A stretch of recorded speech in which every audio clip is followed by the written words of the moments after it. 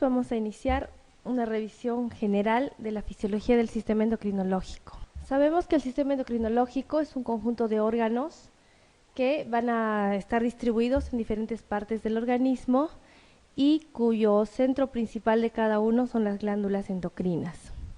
Vamos a definir a estas glándulas como el acúmulo de células capaces de sintetizar sustancias químicas llamadas hormonas.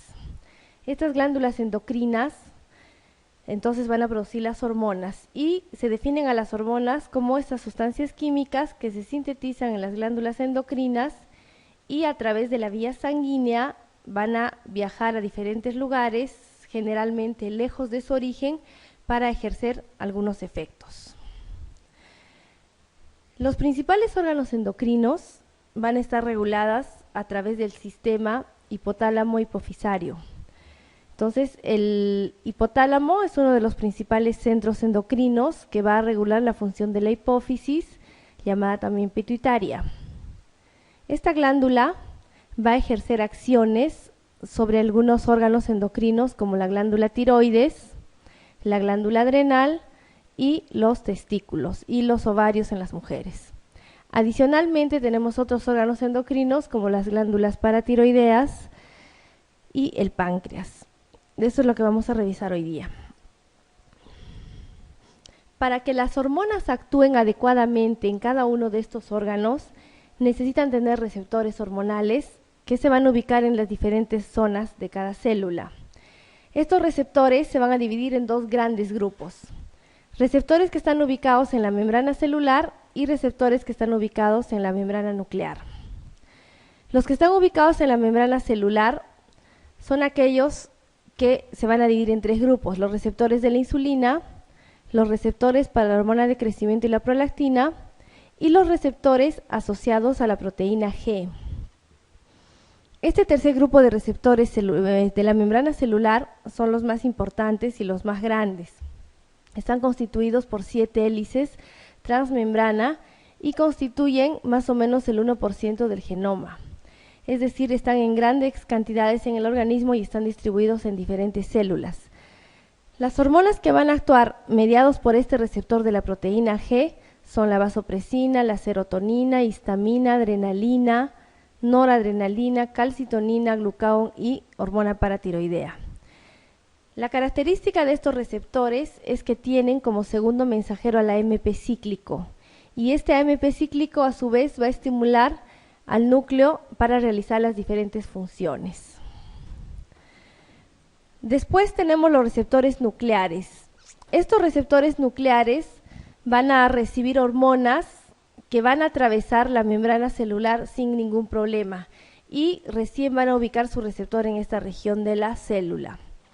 Dentro de las hormonas que van a actuar en receptores nucleares tenemos a las hormonas esteroideas, es decir, la testosterona, progesterona y cortisol, los derivados de la vitamina A y la vitamina D y las hormonas tiroideas. Como les había mencionado, el eje más importante en el sistema endocrinológico es el eje hipotálamo hipofisario. El hipotálamo básicamente es un órgano neurológico, ¿no?, que está ubicado junto con la hipófisis en la base del cerebro. Existe una conexión muy estrecha entre el hipotálamo y la hipófisis porque el hipotálamo va a producir algunas sustancias que van a estimular o inhibir la liberación de algunas hormonas de la hipófisis. Entonces el hipotálamo contiene en su estructura histológica neuronas y la hipófisis contiene células productoras de hormonas. Existe una estructura que va a estar intermedia entre ambos órganos, entre el hipotálamo y la hipófisis, que viene a ser la unión del sistema neuroendocrino que constituye la eminencia media. En los seres humanos la eminencia media está ligeramente, no tiene mucha función, en cambio en los animales la eminencia media tiene otro tipo de funciones. Sin embargo, está descrita su presencia en el ser humano.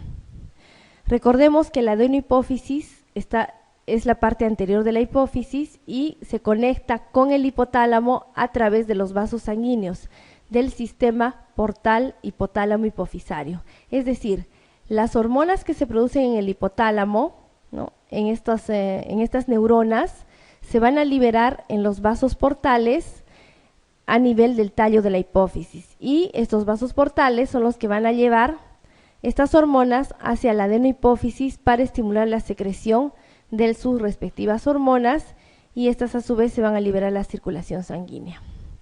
En el caso de la neurohipófisis o hipófisis posterior, este tejido está formado exclusivamente por neuronas que provienen directamente del hipotálamo. Esta es una sola neurona, ¿no?, cuyo cuerpo está ubicado en el hipotálamo y su axón y sus dendritas en la neurohipófisis. La neurohipófisis no produce ninguna hormona, simplemente almacena dos hormonas producidas en el hipotálamo, que son la oxitocina y la vasopresina.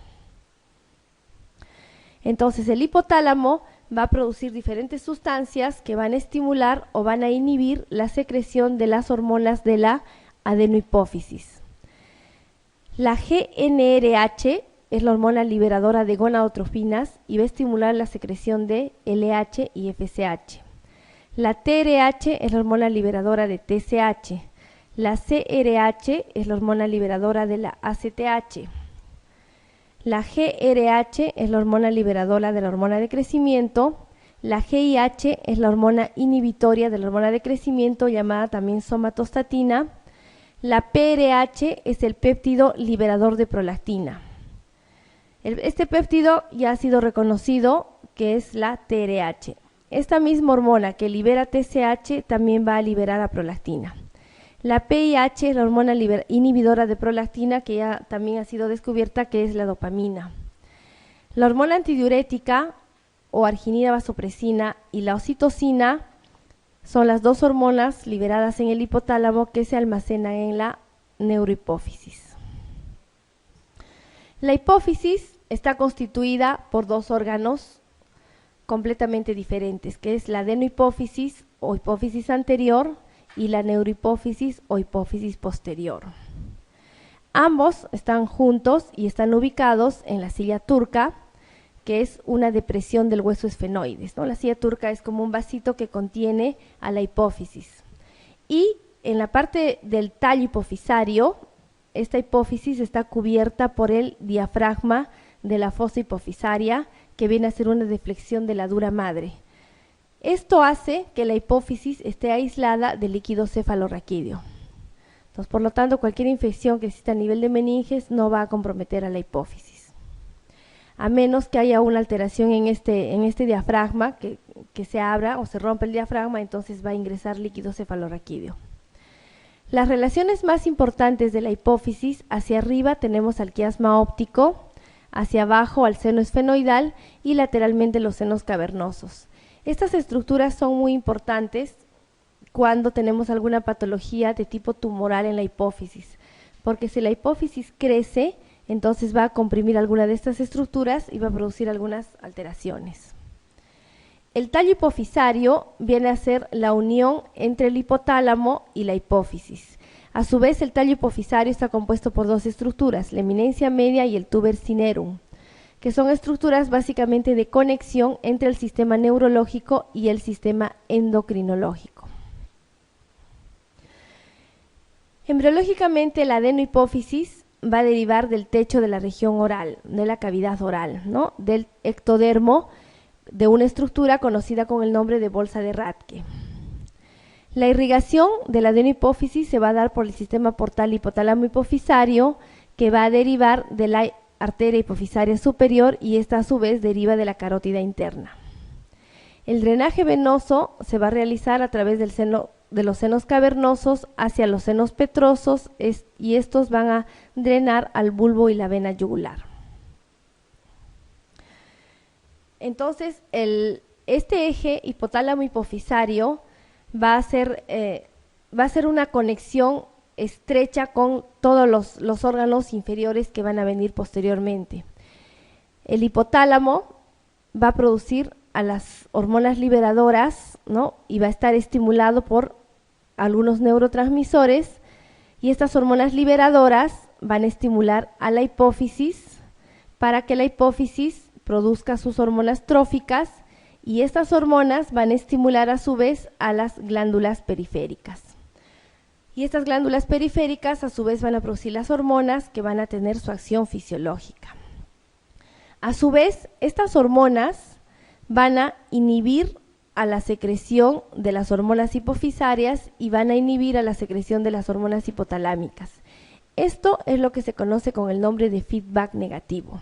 Es decir, si la glándula periférica ya comienza a producir grandes cantidades de hormonas, inmediatamente la hipófisis y el hipotálamo se van a frenar, ya no van a producir sus hormonas para que no se siga produciendo el estímulo y de esta manera las hormonas disminuyan. Si las hormonas comienzan a disminuir por debajo de rangos normales, entonces va a estimular a la hipófisis y al hipotálamo para aumentar su secreción hormonal y nuevamente aumente la producción de estas hormonas. Esta es la regulación constante que se da en cada uno de los ejes. Cuando hablamos de los ejes, si nos referimos a una alteración a nivel de la glándula periférica, estamos hablando del eje primario. ¿De qué glándulas periféricas hablamos? Del eje tiroideo principalmente, del eje suprarrenal y del eje gonadal.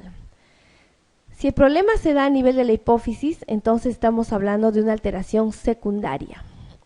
Y si el problema se da a nivel de hipotálamo, estamos hablando de una alteración terciaria. Entonces, esto es lo que sucede, estas son las diferentes hormonas. La adenohipófisis va a producir a la ACTH y la ACTH va a estimular a la corteza suprarrenal para la producción de cortisol. La TSH va a estimular al tejido tiroideo para la producción de T3 y T4. La FSH y la LH, ambas se conocen con el nombre de gonadotrofinas y estas van a estimular a las gónadas. En los varones, a los testículos, la FSH va a favorecer la espermatogénesis y la LH va a favorecer la secreción de testosterona. Y en las mujeres, la FSH a nivel de los ovarios va a favorecer el desarrollo folicular y la secreción de estrógenos y la LH va a favorecer la ovulación y la secreción de progesterona. También tenemos otras hormonas en la adenohipófisis, como es la prolactina, que va a actuar en la glándula mamaria para la secreción láctea. Y la hormona de crecimiento va a actuar sobre el hígado, estimulando la secreción de la somatomedina, llamada también IGF-1. Esta sustancia es la que va a actuar sobre los diferentes órganos blancos de la hormona de crecimiento, como es el tejido adiposo, favoreciendo el aumento de los ácidos grasos libres, sobre el músculo, favoreciendo la hiperglicemia, es decir, la liberación de glucosa muscular, y sobre el hueso, favoreciendo el crecimiento lineal. En la neurohipófisis, como habíamos mencionado, solamente hay axones de las neuronas que se inician en el hipotálamo, de los núcleos supraóptico y paraventricular. En estas neuronas se van a producir las hormonas antidiurética y vasopresina y solamente se van a almacenar en la hipófisis posterior.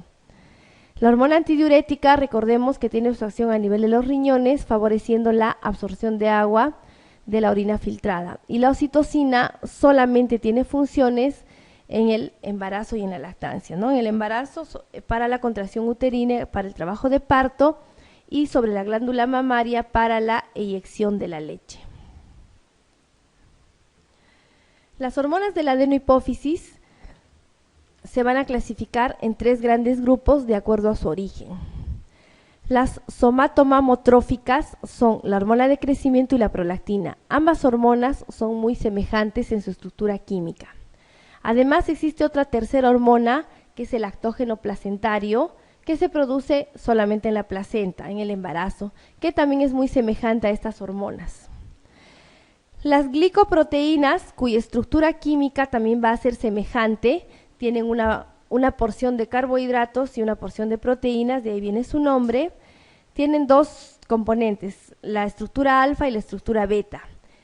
Las tres hormonas tienen la estructura alfa igual, solamente se diferencian en la porción beta, la TSH, la FSH y la LH. Aquí también debemos agregar una cuarta hormona que es la HCG, la gonotrofina coriónica humana. Por eso es que cuando hacemos un examen de embarazo siempre se hace el dosaje de beta HCG para diferenciarla de estas otras hormonas. Claro, esa no se produce en la hipófisis. Y finalmente tenemos las derivadas de la POMP. La POM es la pro-opiomelanocortina. Esta molécula es una cadena muy larga de aminoácidos, como podemos ver en la imagen, la POM, la cual se va a partir en varios fragmentos. Uno de sus fragmentos va a constituir la ACTH, ¿no?, que es la hormona que estimula las suprarrenales. Otros fragmentos de la POM son la MSH, la hormona estimulante de los melanocitos que favorece la pigmentación de la piel, la beta-lipotropina, las beta-endorfinas, que son las principales estructuras que van a derivar de la POM. Estas estructuras, especialmente la beta-endorfina, es una hormona que está muy relacionada con los sentimientos, ¿no? Se dice que las personas que producen más beta-endorfinas son más sensibles. Esto es más evidente en los animales, todavía en el ser humano está en estudio. En conclusión, tenemos a las hormonas del hipotálamo y la hipófisis, ¿no? El hipotálamo va a producir hormonas estimulantes y hormonas inhibidoras. Las hormonas estimulantes son la TRH, que en la adenohipófisis va a producir TSH, que va a estimular a la tiroides para la producción de T3 y T4. La GnRH, llamada también LHRH, va a estimular en la hipófisis a la producción de las gonadotropinas, que son la FSH y la LH. Estas actúan sobre las gónadas, si es en los ovarios, va a favorecer la producción de estrógenos y progesterona, y en los testículos a la testosterona. La CRH va a estimular a la producción de ACTH para que actúe sobre la corteza suprarrenal, donde produce cortisol. La TRH, que es la misma que estimula la TSH, también va a estimular la secreción de prolactina, la cual actúa sobre las mamas para la secreción láctea. La GHRH es la hormona estimulante de la liberación de hormona de crecimiento y va a favorecer a la producción de hormona de crecimiento. Esta va a actuar sobre el hígado y en el hígado va a producir esta sustancia llamada IGF-1 o somatomedina C, la cual va a ejercer sus efectos de la hormona de crecimiento. Y las hormonas inhibitorias tenemos a la somatostatina, que va a inhibir principalmente a la hormona de crecimiento, pero también va a inhibir a la TSH, FSH, LH. La somatostatina no solamente se produce en el hipotálamo, sino también se produce en el aparato digestivo para inhibir la secreción de gastrina, pepsina, jugo gástrico, flujo esplácnico. A nivel del páncreas inhibe la secreción de insulina y glucagón. Entonces la somatostatina, ¿no?, es una hormona netamente inhibitoria y no solamente a nivel de hipotálamo. Y finalmente tenemos a la dopamina, que por excelencia la dopamina es una hormona que inhibe la secreción de prolactina, pero también puede inhibir parcialmente la hormona de crecimiento, la TSH y la ACTH. Esta es otra imagen muy parecida a la que hemos visto. Y ahora vamos a ver cómo funcionan los ejes de acuerdo a cada una de las glándulas periféricas. Si tenemos una hipofunción primaria, no se olviden, cuando hablamos de una alteración primaria, nos referimos a una alteración en la glándula periférica. Si la glándula periférica tiene hipofunción, entonces sus hormonas van a estar disminuidas. Y por compensación, las hormonas de la hipófisis van a estar aumentadas, ¿no? Esto es lo que esa es la característica de cualquier hipofunción primaria. En el eje tiroideo, entonces, se va a producir el hipotiroidismo primario, ¿no?, donde la tiroides no va a producir T3 ni T4 y la TSH va a estar aumentada. Si fuera el problema en el eje suprarrenal, la producción de cortisol va a estar disminuida y va a aumentar la ¿cuál? ACTH, ¿no es cierto? Entonces esto se va a llamar insuficiencia suprarrenal primaria o enfermedad de Addison. Si el problema fuera a nivel de gónadas, en el eje gonadal, si es en los varones va a estar disminuida la testosterona y si es en las mujeres va a estar disminuidos los estrógenos y la progesterona. Y en ambos casos van a estar aumentadas las gonadotrofinas, FSH y LH. Esto se va a llamar hipogonadismo hipergonadotrófico. ¿Por qué se llama hipergonadotrófico? Porque están aumentadas la FSH y la LH, que son las gonadotrofinas. En cualquiera de las tres situaciones, la alteración va a ser la misma. Si tenemos, contrariamente, una hiperfunción primaria, es decir, que la glándula periférica, por alguna patología, está funcionando más de lo normal, entonces sus hormonas van a estar aumentadas. Y esto va a hacer que las hormonas de la hipófisis estén disminuidas. Si el problema fuera a nivel de la glándula tiroidea, en el eje tiroideo, vamos a ver que la T3 y la T4 van a estar aumentadas y la TSH va a estar disminuida. Esto se conoce con el nombre de hipertiroidismo primario. Si el problema fuera a nivel del eje suprarrenal, entonces el cortisol va a estar aumentado y la ACTH va a estar disminuida. Esto se conoce con el nombre de, ¿alguien sabe? Cuando el cortisol aumenta, Cushing, ¿no? Síndrome de Cushing primario, porque el origen se da en glándula periférica. Si el problema fuera a nivel gonadal, entonces están aumentadas testosterona o estrógenos y progesterona y están inhibidas la FSH y la LH. Esto se llama entonces hipergonadismo primario. Es muy difícil que una persona adulta, a menos que sea que no sea la hormona normal, ¿no? En las mujeres si aumenta la testosterona hay el problema. En cambio, si aumentan los estrógenos y progesterona en una mujer adulta no va a pasar nada. El problema se da en este caso solamente en los niños, ¿no? Cuando se da una pubertad precoz, cuando hay un aumento antes de lo normal de las hormonas. Y cuando los problemas se dan a nivel de la hipófisis, entonces es una patología secundaria. Si se da la hipofunción secundaria, quiere decir que la hipófisis no está produciendo adecuadamente sus hormonas, ¿no? Las cuales van a estar disminuidas. Por lo tanto, si las hormonas de la hipófisis están disminuidas, ¿cómo van a estar las hormonas de las glándulas periféricas? ¿Disminuidas o aumentadas? También van a estar disminuidas porque no recibe la orden. Recuerden que la orden viene de arriba para abajo. Si la hipófisis no funciona, entonces la glándula periférica tampoco va a funcionar porque no tiene quien la estimule.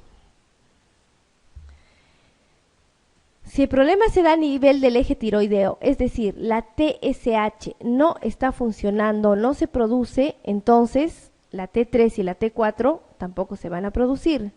Esto se llama hipotiroidismo secundario. Perfecto. Si el problema se da a nivel del eje suprarrenal, entonces, ¿qué hormona va a estar afectada primero en la hipófisis? La ACTH va a estar baja, por lo tanto el cortisol también va a estar bajo. Esto se conoce con el nombre de insuficiencia suprarrenal secundaria. Si el eje alterado es el gonadal, entonces la FSH y la LH van a estar disminuidas y por lo tanto los estrógenos en las mujeres o la testosterona en los varones va a estar disminuida. Esto se llama hipogonadismo secundario o hipogonadotrófico. ¿Ok? Entonces, en los libros van a encontrar con este nombre. Hipogonadotrófico se refiere cuando es secundario porque la FSH y la LH están disminuidas. Si el problema se da en la hormona de crecimiento, la hipófisis no va a producir hormona de crecimiento, por lo tanto el hígado no va a producir IGF-1 y se va a producir retraso del crecimiento, talla baja o deficiencia de hormona de crecimiento del adulto. Y finalmente, si la alteración se da en la hipófisis, pero con mayor producción de sus hormonas, o sea, hay una hiperfunción secundaria, puede ser generalmente esto por tumores de la hipófisis, hay un aumento de sus hormonas, por lo tanto, las hormonas de las glándulas periféricas también van a estar aumentadas, porque hay mayor estímulo de esta hormona, ¿no?, que está aumentada sobre la glándula periférica.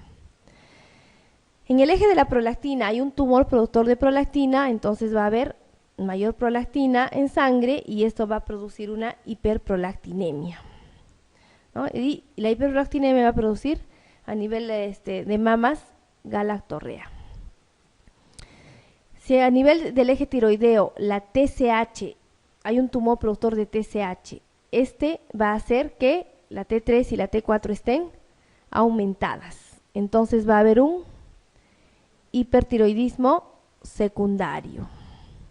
A nivel del eje suprarrenal, si hay un tumor productor de ACTH en la hipófisis, entonces el cortisol va a estar aumentado. Esto se va a llamar síndrome de Cushing secundario o enfermedad de Cushing. Si el problema es en el eje gonadal, es decir, hay un tumor productor de FSH y LH, entonces la testosterona o los estrógenos en las mujeres van a estar aumentadas, ¿no? Esto se va a llamar hipergonadismo secundario.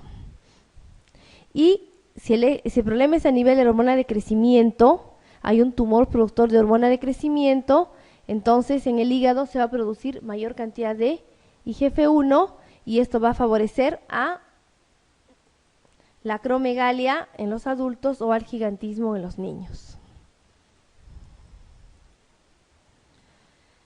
Bien, el eje de la hormona de crecimiento, entonces, esta es una de las principales hormonas de la adenohipófisis, ¿no? La hormona de crecimiento está regulada principalmente por el estímulo de la GHRH y la inhibición de la GIH, que es la somatostatina. Entonces, el balance positivo de una y negativo del otro va a favorecer a la secreción de la hormona de crecimiento en la adenohipófisis. La hormona de crecimiento va a actuar sobre el hígado para la producción de IGF-1 y el IGF-1 es el principal factor que va a favorecer sus funciones. Además, la hormona de crecimiento está mediada por el consumo de glucosa, en las personas que tienen hipoglicemia, entonces la hormona de crecimiento va a aumentar porque es una hormona contrarreguladora. También está mediada por la síntesis de proteínas y favorece la movilización de grasas. Los efectos de la hormona de crecimiento directamente por la hormona de crecimiento va a ser solamente sobre el tejido graso, va a favorecer la movilización de grasa. Y su principal efecto es en forma indirecta, porque primero va a llegar al hígado, donde tiene su receptor, va a producir IGF-1 y el IGF-1 va a actuar sobre el hueso para favorecer su crecimiento. Entonces, el IGF-1 es el principal mediador de la hormona de crecimiento. Es secretado por el hígado y también otros tejidos, y es estimulado por la hormona de crecimiento.